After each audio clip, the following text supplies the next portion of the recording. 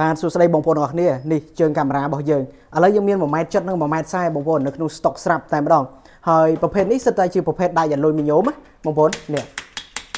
ប្រភេទដៃអាលុយមីញ៉ូមទាំងពីរតែម្ដងទាំង1ម៉ែត្រចិត្តហើយនិង1ម៉ែត្រ40ហើយចំណុចពិសេសគឺវាមានដៃកាន់ទី1ហើយយើងអាចដូតជើងបាន2តង់កខាងលើនេះយើងអាចលូតបាន1តង់ទៀតហើយចំពោះការប្រើប្រាស់បងប្អូនយើងអាចបវលឆ្វេងបវលស្ដាំក៏បានថតលើថតក្រោមក៏បានដាក់ទូរស័ព្ទដៃឬក៏កាមេរ៉ាប្រឈរក៏បានផ្ដេកក៏បានហើយសំខាន់មានទឹកសម្រាប់វាស់ទៀតបងប្អូននេះណាវាស់ឲ្យយើងនៅចំកណ្ដាលថតណាដាក់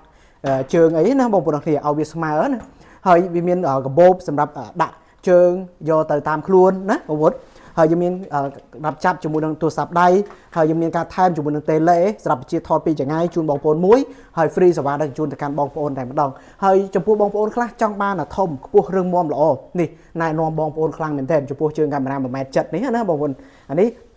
ខ្ញុំប្រើប្រាស់ខ្លួនឯងផ្ទាល់បងប្អូនណាប្រើប្រាស់ខ្លួនឯងផ្ទាល់ហើយដាក់បានគ្រប់កាមេរ៉ាបងប្អូនកាមេរ៉ាចេះយើងមូពីខាងក្រោមចេះបងប្អូននេះមូខាងក្រោមចេះយើងអាចដាក់បានហើយគ្រប់ប្រភេទកាមេរ៉ាហើយចូលគ្រប់ប្រភេទទូរស័ព្ទដៃទាំងអស់យើងដាក់បានដែរបងប្អូនអរគ្នាគឺងាយស្រួលថតមែនទែនសម្រាប់បងប្អូនអ្នក live លក់អនឡាញណាបងប្អូនគួរតែមានម្នាក់មួយតែម្ដងដើម្បីអីកុំឲ្យពេលខ្លះយើងទុកទូរស័ព្ទកាន់ទូរស័ព្ទងាយនឹងជ្រុះបែកមែនទែនណាបងប្អូនអរគ្នាអញ្ចឹងសម្រាប់បងប្អូនអ្នកលក់អនឡាញថតផលិតផលណាផលិតវីដេអូសម្រាប់អាជីវកម្មរបស់យើងឬក៏អ្នកដែលជា content creator ណាបងប្អូន